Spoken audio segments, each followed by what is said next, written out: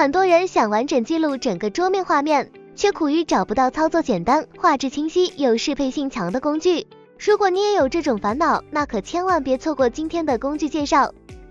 全屏录制工具1：数据蛙录屏软件。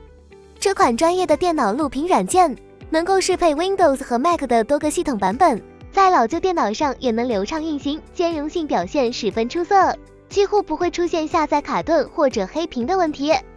同时，软件的实际录屏效果非常优质，无需繁杂设置就能开启 4K 超精全屏录制，可以完整保留全部画面细节，不会出现模糊、压缩、失真等问题，连复杂的游戏录屏场景也能胜任哦。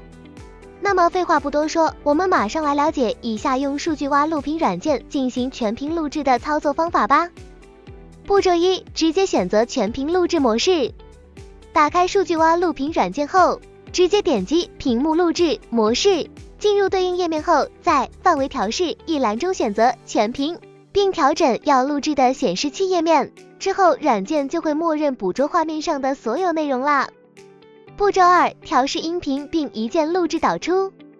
在设置页面中，接着按需调整扬声器或麦克风声音的收录开关以及音量大小。软件的参数默认设置很智能，几乎不用做其他过多操作。之后就能点击录制按钮，等待软件正式开始录屏了。在软件录制的过程中，用户可以使用弹窗工具箱在画面中进行标注或者放大重点，方便后续的编辑优化。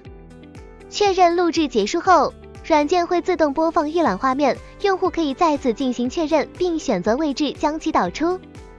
全屏录制工具2： Windows 原生录屏工具。如果你比较怕麻烦，那用 Windows 电脑自带录屏工具实现全屏录制也不失为一个好方法。该工具的操作方法很简单，只要按 Win 加 G 快捷键调出工具栏后，点击捕获按钮就能开启全屏录制了。但这个工具没办法录制桌面画面，大家使用前一定要注意这点。看完两款工具介绍后，是不是发现全屏录制并没有那么难操作？只要跟着视频进行操作，注意好参数的设置，很快就能收获一个细节满满的全屏视频啦。